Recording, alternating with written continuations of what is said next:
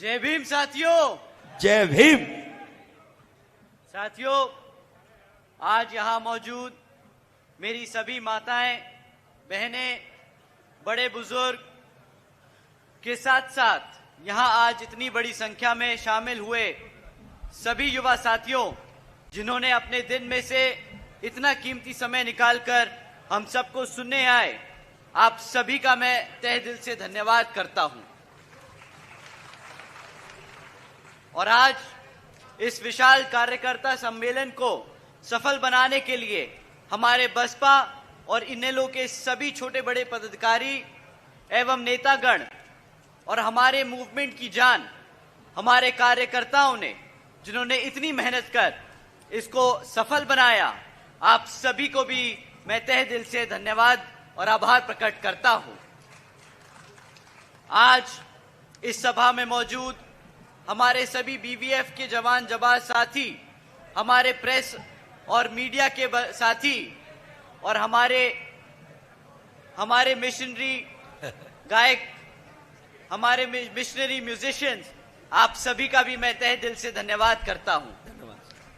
साथियों, यहां हरियाणा में होने वाले विधानसभा आम चुनाव के संबंध में कुछ जरूरी बातें आप लोगों के बीच में रखने से पहले मैं अपने सभी संतों, गुरुओं, महापुरुषों को, जिसमें खासकर महात्मा ज्योतिबा फूले, छत्रपति शाहू जी महाराज, नारायण गुरु, पेरियार रामास्वामी जी, बाबा साहब डॉक्टर भीमराव अंबेडकर जी एवं मान्यवर साहब श्री काशीराम जी को नमन करता हूं। साथियों, मैं बहुजन समाज पार्टी की राष्ट्रीय अध्यक्ष व उत्तर प्रदेश की 4 बार मुख्यमंत्री रही वह पूर्व सांसद आदरणीय बहन जी के नाम से लोकप्रिय बहन कुमारी मायावती जी को भी पूरे तहे दिल से आभार प्रकट करता हूं। साथियों, जिन्होंने अपनी पूरी जिंदगी बामसेफ, DS4 व बीएसपी के जन्मदाता व संस्थापक मान्यवर साहब श्री काशीराम जी के बताए हुए रास्ते पर चलकर परम पूज्य बाबा साहब डॉक्टर भीमराव अंबेडकर जी के मानवतावादी व आत्मसम्मान एवं स्वाभिमान मूवमेंट के कारवा को अपने आजीवन त्याग, तपस्या व कड़े संघर्ष के जरिए एक नई राजनीतिक ऊर्जा, शक्ति व पहचान दी है तथा उत्तर प्रदेश जैसे विशाल व महत्वपूर्ण राज्य में 4 बार अपनी पार्टी बीएसपी के नेतृत्व में सरकार बनाकर खासकर बहुजन समाज के लिए एक ऐसी मिसाल है जिससे प्रेरणा लेकर करोड़ों लोग यहाँ हरियाणा में भी एक सामाजिक परिवर्तन व आर्थिक तरक्की के मिशनरी कार्य से जुड़ चुके हैं। इतना ही नहीं, बल्कि मैं खुद भी उनके इस नेतृत्व से प्रभावित होकर बीएसपी मूवमेंट से जुड़ चुका हूं और उनके पद चिन्हों पर चलकर इस मिशनरी दायित्व, कर्तव्य व फर्ज को अपनी आखिरी सांस तक निभाने की पूरी कोशिश करता रहूंगा। साथियों, हमारे इस गठबंधन के पार्टनर इंडियन नेशनल लोकदल इनेलो के संस्थापक एवं पूर्व उप प्रधानमंत्री श्री चौधरी देवीलाल जी को भी तहे दिल से नमन करता हूं। साथ ही इनेलो के राष्ट्रीय अध्यक्ष श्री ओम प्रकाश चौटाला जी और आज हम सब के बीच में मौजूद इनेलो के राष्ट्रीय महासचिव और हमारे गठबंधन की ओर से आपके हरियाणा प्रदेश के मुख्यमंत्री के उम्मीदवार श्री अभय सिंह चौटाला जी का भी मैं तहे दिल से स्वागत और आभार प्रकट करता हूं। साथियों, इससे पहले मैं यहाँ पे विधानसभा आम चुनाव के बारे में आप लोगों से बात करूं, मैं हाल ही में ऑनरेबल सुप्रीम कोर्ट के सब कास्ट कैटेगराइजेशन के जजमेंट के बारे में आप लोगों को बताना चाहूंगा, जिसके संबंध में आदरणीय बहन कुमारी मायावती जी ने भी प्रेस कॉन्फ्रेंस कर हम सबको आगाह करने का काम किया है। साथियों, इस जजमेंट के तहत अब राज्य की सरकारें SC/ST के अंतर्गत आने वाले अपनी मर्जी से अपने राजनीतिक लाभ के लिए अपनी मर्जी से किसी भी SC/ST जाति को आरक्षण का लाभ दे सकती है और अपनी ही मर्जी से छीन भी सकती है, यह कहकर कि ये जाति के लोग पैसे से संपन्न हो चुके हैं तो इनको आरक्षण की जरूरत नहीं। साथियों, आप सभी जानते हैं आरक्षण की मूल भावना प्रतिनिधित्व की है, समाज को आगे बढ़ाने की है, लेकिन इसे बार बार गरीबी मिटाने के कार्यक्रम को बनाकर हमेशा से आरक्षण को हटाने का काम किया गया है। साथियों, भाजपा और कांग्रेस के कांग्रेस ने सोची समझी साजिश के तहत ये जजमेंट पास कराकर देश से आरक्षण खत्म करने के लिए ये पहला कदम लिया है। आदरणीय बहन जी ने इस फैसले पर सवाल उठाया है और पूछा है कि जिनको आरक्षण का लाभ मिला है, क्या उनकी सामाजिक स्थिति इतनी बेहतर हो चुकी है, क्या उनके साथ आज भेदभाव खत्म हो गया है। साथियों, ये एससी समाज को बांटने की शुरुआत है, ये एससी समाज की आजादी को छीनने की शुरुआत है, ये संविधान को बदलने की शुरुआत है। संविधान बचाने के नाम पर भाजपा और कांग्रेस मिलकर संविधान को बदलने का काम कर रही हैं। आदरणीय बहन जी ने कहा है कि अगर यहां भाजपा की एनडीए और कांग्रेस की इंडी अलायंस वाली पार्टियां, जिसमें सपा, आम आदमी पार्टी जैसी लोग पार्टियां शामिल हैं, ये सब अगर चाहें, अगर ये सब में सब हमारे एससी एसटी, हमारे रिजर्वेशन के सच्चे हितैषी हैं, हमारे एससी एसटी समाज के आरक्षण के सच्चे हितैषी हैं, तो सब मिलकर पार्लियामेंट के जरिए रिजर्वेशन एक्ट को संविधान की 9वीं सूची में डालकर रिजर्वेशन को हमेशा हमेशा के लिए सुरक्षित कर दें, ताकि आगे हमारे रिजर्वेशन से कोई भी खिलवाड़ ना कर सके। साथियों, यही नहीं बल्कि अब तो बहन जी और बीएसपी की ये भी मांग है कि ये जुडिशरी में भी रिजर्वेशन लागू होना चाहिए, ताकि भविष्य में इस तरह के जजमेंट ही ना आ सके जो हमारे संविधान के आरक्षण को, संविधान में रिजर्वेशन के साथ खिलवाड़ कर सके। साथियों, अभी हाल ही में कांग्रेस पार्टी की ओर से खड़गे जी ने प्रेस कॉन्फ्रेंस कर यह कहा कि आरक्षण तो नेहरू, पंडित जी और गांधी जी की देन है। पहली बात, राहुल गांधी जी कहां थे? वोट मांगते वक्त आपको लाल किताब दिखाकर संविधान के नाम पर आपका वोट तो मांग लिया, परंतु जब संविधान को बचाने की बात आई तो ये सब अपने मुंह पे चुप्पी साध बांध अपने घर में बैठे हैं। तब खड़गे जी को आगे क्यों किया? दूसरी बात, मान्यवर साहब श्री काशीराम जी ने खड़गे जी जैसे नेताओं के लिए एक नाम दिया है, चमचे। याद है आप सबको, चमचे?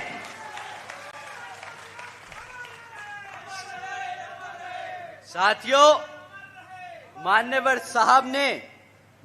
साहब ने एक किताब लिखी है, चमचा योग, जिसमें खड़गे जी जैसे नेताओं को, जो कांग्रेस और भाजपा जैसी पार्टियों में रहकर हमारे समाज को गुमराह कर बांटने का काम करते हैं, उनके बारे में बताया है। मैं हमारे सभी एससी समाज के भाइयों और बहनों से दरख्वास्त करूंगा, आप ये चमचा जोग जरूर पढ़ें और ऐसे नेताओं को पहचानें जो कांग्रेस और भाजपा में बैठे हैं।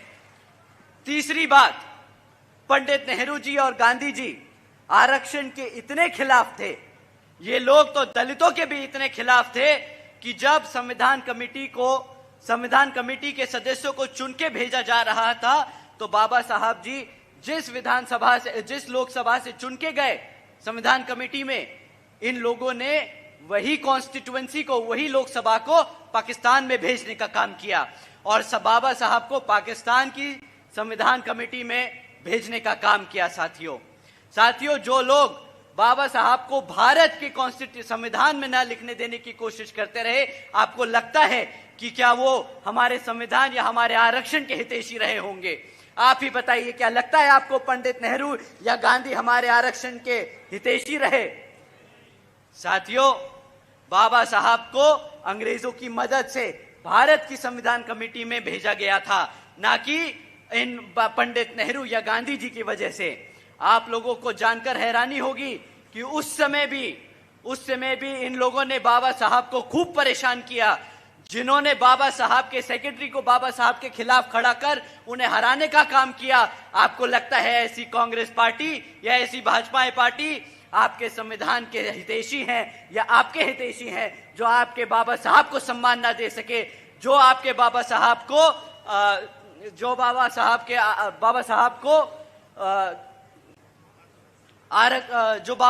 को किताब ना दे सके? आपको क्या लगता है वो आपके हितैषी हैं कि नहीं है? साथियों, अब मैं आप लोगों से यहाँ विधानसभा में होने वाले आम चुनावों के लिए आप लोगों के बारे में, आप लोगों के बीच में कुछ मुद्दे आप लोगों के बीच में रखना चाहूंगा। साथियों, पिछले 10 सालों में यहाँ हरियाणा प्रदेश में भाजपा की सरकार चल रही है। और अब जब चुनाव हमारे सर पर है, तो ये भाजपा के लोग आप लोगों के बीच में आकर आपसे आपका वोट मांगने का काम करेंगे। परंतु मेरी दरख्वास्त है कि आप इनसे कुछ जरूरी मुद्दों पे इनसे सवाल करें वोट डालने से पहले। मैं आप लोगों से जाति और धर्म के आधार पर वोट मांगने को नहीं कहूंगा।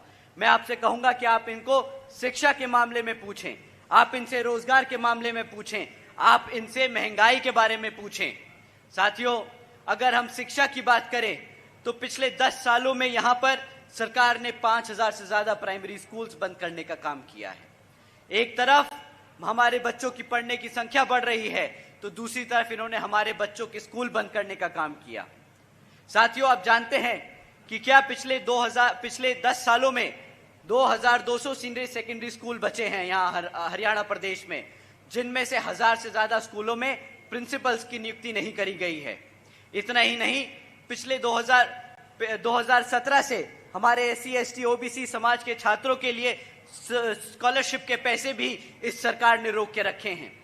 साथियों, जब आपके बच्चों के स्कूल बंद कर दिए जाएंगे, जो आपके बचे हुए स्कूल हैं वहां पे शिक्षक नहीं छोड़े जाएंगे पढ़ाने के लिए, हमारे बच्चों की स्कॉलरशिप के पैसे नहीं दिए जाएंगे, तो आप ही बताइए क्या ये हमारे बच्चों के भविष्य से खिलवाड़ होगा कि नहीं?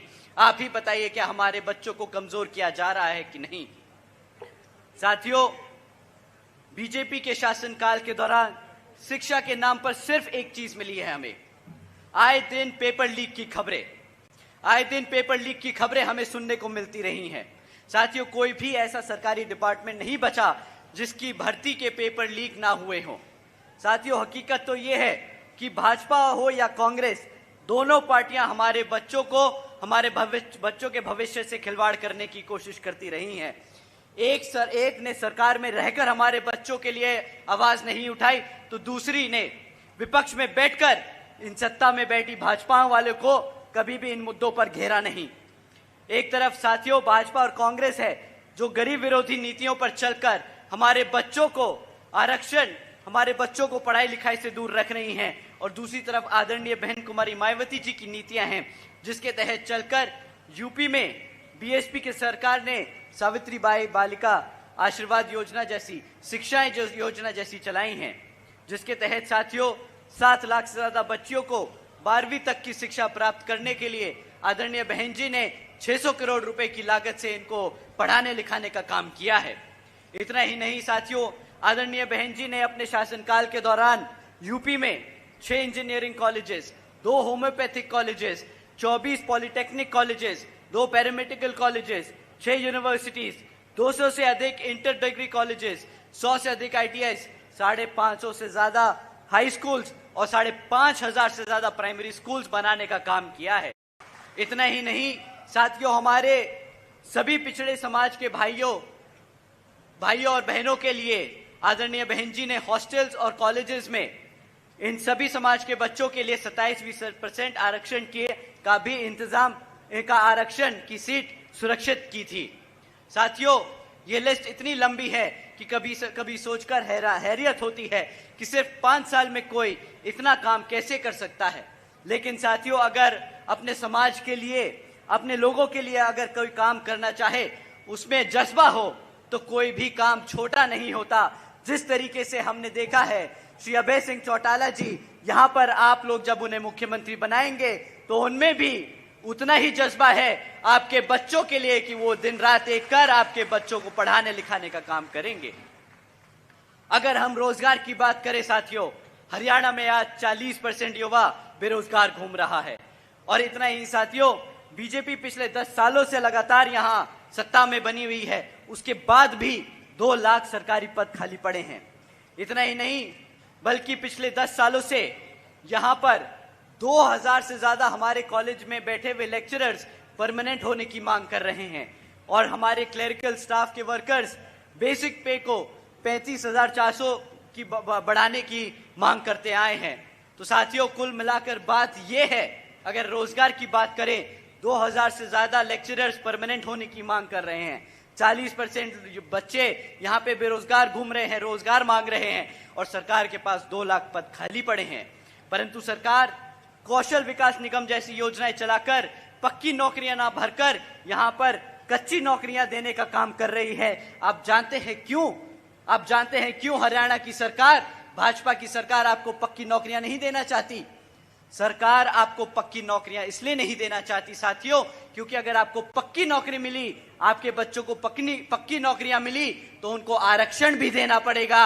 ये लोग आपके बच्चों को आरक्षण नहीं देना चाहते साथियों। ये भाजपा की नीयत है जो आपके आरक्षण को छीनने की कोशिश कर रही है। एक तरफ भाजपा की सरकार ऐसे काम कर रही है और दूसरी तरफ हमारे लोगों को गरीब और कमजोर बनाने का काम कर रही है। तो दूसरी तरफ कांग्रेस भाजपा की सरकार के चलते हुए उनको कभी भी इन मुद्दों पर नहीं घेरती और बोलती है, अपने ही राज्यों में भाजपा को गाली देती है, बसपा को गाली देती है और उन्हीं के कदम पे चलकर उन्हीं के रास्ते पर चलकर हमारे बच्चों को वहां पर भी आरक्षण नहीं देती साथियों। एक तरफ ये भाजपा और कांग्रेस वाले हैं और दूसरी तरफ आदरणीय बहन कुमारी मायावती जी हैं, जिन्होंने 5 साल के दौरान ही 90,000 से ज्यादा पक्की नौकरियां देने का काम किया, जिसके तहत शिक्षकों को रोजगार मिला, 1 लाख से अधिक सफाई कर्मचारियों को रोजगार मिला, 2 लाख से अधिक पुलिस फोर्स में भर्ती करी गई और 30 लाख से अधिक अपर कास्ट के समाज के कमजोर लोगों को भी विभिन्न सरकारी नौकरी के देने का काम किया। साथियों, इतना ही नहीं बल्कि बहन जी के शासनकाल के दौरान बसपा की सरकार के नेतृत्व में कृषि एवं संबंधित कार्यों में मिनिमम वेजेस को 55 रुपए से बढ़ाकर 100 रुपए प्रतिदिन करने का काम किया गया था। पिछड़े समाज के वर्गों की क्रीमी लेयर की वार्षिक आय को भी 3 लाख रुपए से बढ़ाकर 5 लाख रुपए करने का काम किया गया था।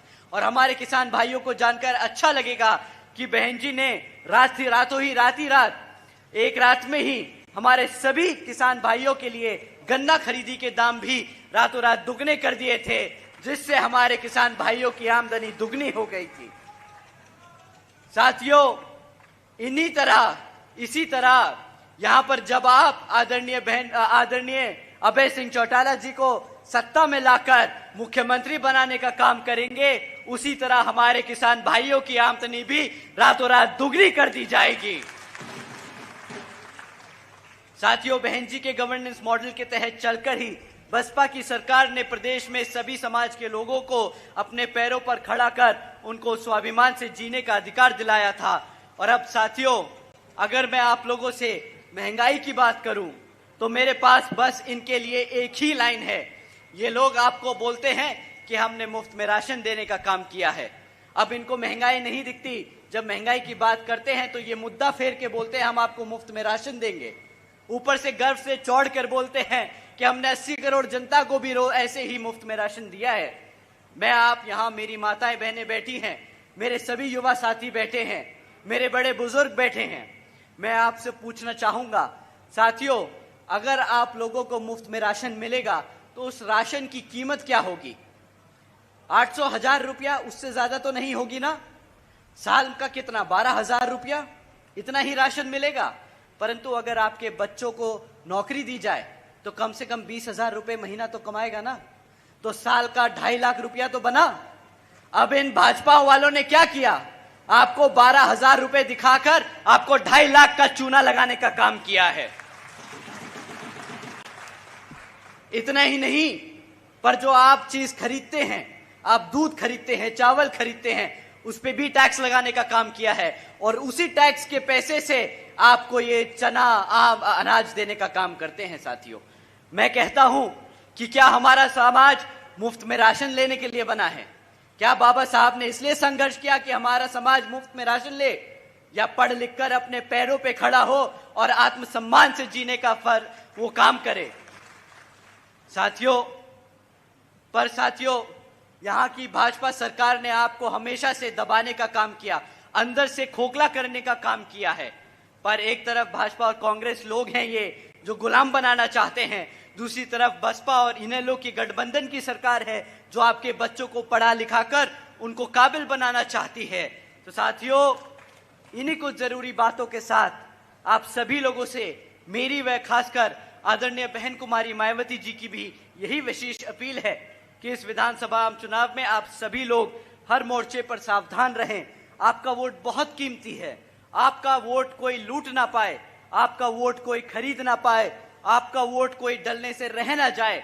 साथियों, जाति, बिरादरी, धन, बल, मंदिर, मस्जिद या किसी भी भावना में आदि में नाम पर कोई स्वार्थी आप लोगों को फंसा कर आपका वोट का दुरुपयोग ना कर ले, क्योंकि साथियों, देश के हर महिला, पुरुष को व युवा को वोट डालने का अधिकार परम पूज्य बाबा साहब डॉक्टर भीमराव अंबेडकर जी की अति महत्वपूर्ण देन है। मैं आप सभी से ये एक बार फिर खास तौर से अपील करता हूं कि आप लोग यहाँ जिन जिन क्षेत्रों में बसपा और इनेलो के इस विधानसभा के उम्मीदवार चुनाव लड़ रहे हैं, तो उन्हें आप लोग वोटिंग मशीन पर बसपा का हाथी चुनाव चिन्ह और इनेलो का चश्मे का चुनाव चिन्ह के सामने वाला बटन दबाकर भारी मतों से जिताकर श्री अभय सिंह चौटाला जी को यहां पर मुख्यमंत्री बनाने का काम करें। साथियों, मैं अपना यहां पे भाषण खत्म करने से पहले आप लोगों से 3 चीजें करने को कहूंगा। साथियों, वो कहते हैं कि सत्ता कभी दी नहीं जाती, जो सत्ता में बैठा है वो कभी आपको सत्ता अपनी मर्जी से देगा नहीं। तो साथियों, समय आ गया है कमर कसने का। साथियों, समय आ गया है सत्ता छीनने का। और साथियों, समय आ गया है शासक बनने का। जय भीम, जय भारत।